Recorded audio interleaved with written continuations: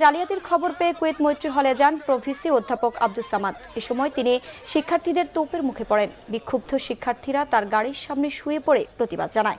এদিকে ছাত্রদলের ভিপি প্রার্থী মুস্তাফিজুর রহমান নিয়ন্ত্রিত ও পাতানো ভোটের অভিযোগ তোলেন। তিনি বলেন, হলের অধিকাংশ শিক্ষার্থীদের নিয়ন্ত্রণ করছে ছাত্রলীগ। কৃত্রিম লাইন তৈরি করে সাধারণ শিক্ষার্থীদের ভোটদানের বিঘ্ন ঘটানো হচ্ছে বলেও দাবি করেন তিনি।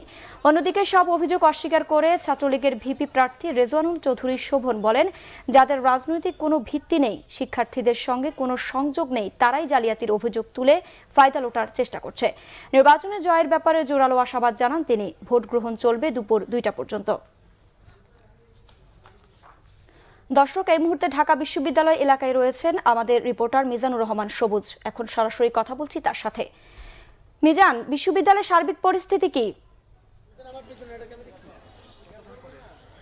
আইরিন, এই মুহূর্তে আমি দাঁড়িয়ে আছি ঢাকা বিশ্ববিদ্যালয়ের রোকেয়া হলে এবং আপনি দেখতে পাচ্ছেন যে এই হলের শিক্ষার্থীরা কিন্তু দীর্ঘ লাইনে দাঁড়িয়ে তারা তাদের সেই কাঙ্ক্ষিত ভোটদান করছে এবং সকাল 8টা থেকে ভোট শুরু হওয়ার কথা থাকলেও একটি অনাকাঙ্ক্ষিত ঘটনাকে কেন্দ্র করে রোকেয়া হলে কিন্তু 1 ঘন্টা পরে ভোট গ্রহণ শুরু হয়েছে এবং বেলা 2টা নাগাদ যেহেতু বিরতিহীনভাবে এই ভোট গ্রহণ চলবে, শিক্ষার্থীরা কিভাবে এত স্বল্প সময়ে 38টি ভোট দিতে হবে এক একজন শিক্ষার্থীকে, তারা 38টি ভোট দিতে পারবেন। এর মধ্যে 25টি ডাকসুতে এবং হল সংসদে 13টি ভোট দিতে হবে শিক্ষার্থীদেরকে।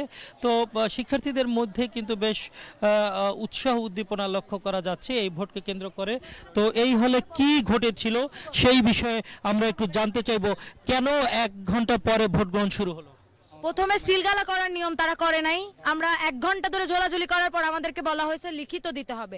তারপরেও আমাদেরকে কোনোভাবে ঢুকতে দিতেছিল না। 2 জন প্রার্থী ভেতরে গেছে, তাদেরকে কোনো রকম সিলগালা করা দেখায়া বের করে দেওয়া হয়েছে এবং বলছে যে ফার্দার যেন ওই রুমে না ঢুকে, তাহলে প্রার্থিতা বাতিল করা হবে। নূর, কেমন দেখছেন আপনি ভোট কেমন হচ্ছে? দেখেন, আমরা শুরু থেকে একটা আশঙ্কা প্রকাশ করে আসছিলাম যে এই দলকানা প্রশাসনের অধীনে ডাকসুর মতো একটি গুরুত্বপূর্ণ এবং তাৎপর্য নির্বাচন সুষ্ঠু হতে পারে না।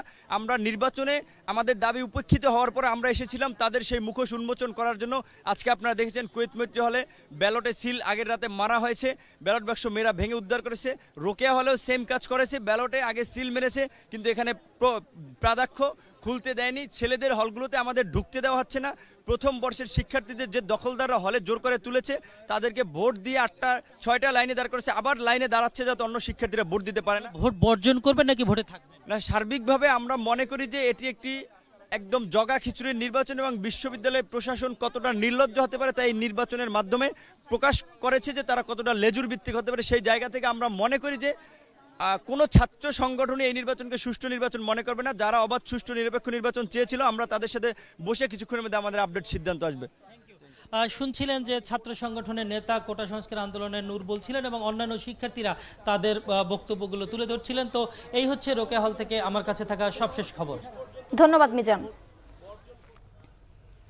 দর্শক, ঢাকা বিশ্ববিদ্যালয় এলাকায় রয়েছেন আমাদের রিপোর্টার মুহিবুল্লাহ মুহিব। এখন সরাসরি কথা বলছি তার সাথে। মুহিব, ডাকসু নির্বাচনের সবশেষ খবর আমাদের জানান।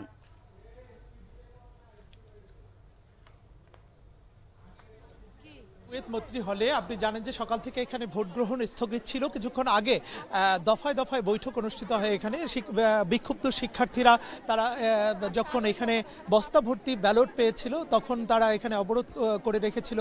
বিশ্ববিদ্যালয়ের প্রক্টর এখানে চলে আসেন এবং একই সাথে প্রভিসি মোহাম্মদ আব্দুস সামাদ তিনিও এখানে চলে আসেন। তাদের সঙ্গে কথা বলার পরে কিন্তু সবকিছুর মধ্যেও শিক্ষার্থীরা কিন্তু চাচ্ছেন আজকেই ভোট দিতে, যে কারণে 11টা 10 মিনিট থেকে আবার ভোট শুরু হবে। তাই কিছুক্ষণের মধ্যেই কিন্তু তারা লাইনে দাঁড়িয়েছে এবং দীর্ঘ লাইন আমরা কিন্তু দেখতে পাচ্ছি। ডাকসু নির্বাচনকে ঘিরে যে উৎসব মুখর পরিবেশ, সেই উৎসবের কিছুটা ভাটা পড়লেও কিন্তু সেটি এখন আবার অনেকটাই ফিরে এসেছে। আপনি জানেন যে এই মৈত্রী হলের হল প্রভোস্টকে ইতিমধ্যে অব্যাহতি দেওয়া হয়েছে এবং এই হলে যেসব প্যানেলের প্রার্থীদেরকে ভোট দিয়ে রাখা হয়েছিল আগে থেকেই, তাদেরকে কিন্তু শিক্ষার্থীরা যেটি বলেছেন, তাদেরকে হল থেকে বহিষ্কারের কথা তারা বলেছেন। একই সাথে এর সঙ্গে জড়িত যারা তাদের শাস্তির দাবি করেছেন তারা। তো সব মিলিয়ে অন্যান্য হলগুলোতেও কিন্তু একই ধরনের অভিযোগ আমরা পাচ্ছি। তো এই ছিল আমার কাছে ডাকসু নির্বাচনের সর্বশেষ পরিস্থিতির তথ্য। ধন্যবাদ মুহিব। দর্শক, এ ছিল এখনকার মতো। পরের সংবাদ বেলা 12টায় দেখার আমন্ত্রণ রইল। এছাড়া ফেসবুকে বাংলা ভিশন সংবাদ সরাসরি দেখতে লগ ইন করতে পারেন facebook.com/বাংলাভিশনে। এতক্ষণ সাথে থাকার জন্য ধন্যবাদ সবাইকে।